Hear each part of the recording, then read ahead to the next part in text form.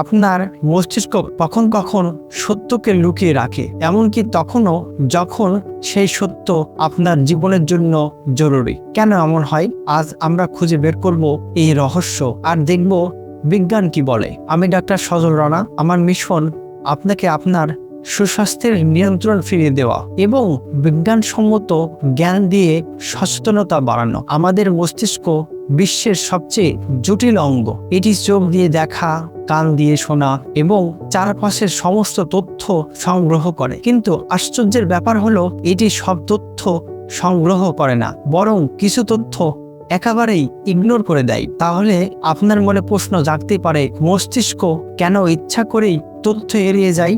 এর উত্তর হলো, আমাদের শরীর সবসময় এমন তথ্যকে এড়িয়ে যায় যা আমাদের অস্বস্তি দেয় বা যেটাকে আমরা শুনতেই চাই না। এটি একটি মনোবৈজ্ঞানিক প্রোটেকশন স্ট্র্যাটেজি, যার নাম অ্যাক্টিভ ইনফরমেশন এভিডেন্স।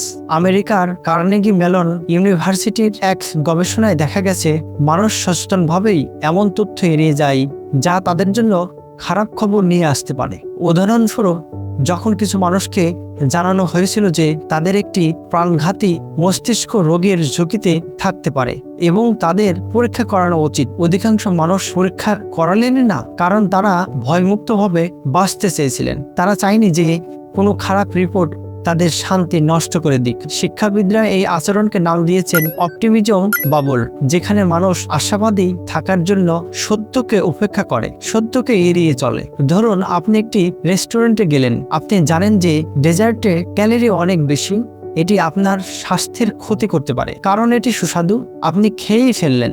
আপনি সচেতনভাবে সেই তথ্যটিকে ইগনোর করলেন। এভাবেই মস্তিষ্ক আমাদের ছোট ছোট সিদ্ধান্তে প্রতিদিন প্রভাব ফেলছে। এই অভ্যাস আমাদের মস্তিষ্ক বছরের পর বছর ধরে তৈরি করে। এটি হঠাৎ বদলাতে গেলে প্রচুর এনার্জি খরচ হয় এবং সেটি আমাদের জন্য মানসিক চাপ তৈরি করতে পারে। তাই মস্তিষ্ক সহজ ব্যবস্থা বেছে নেয়, সত্যকে উপেক্ষা করে। তাহলে কি আমরা কিছু করতে পারি?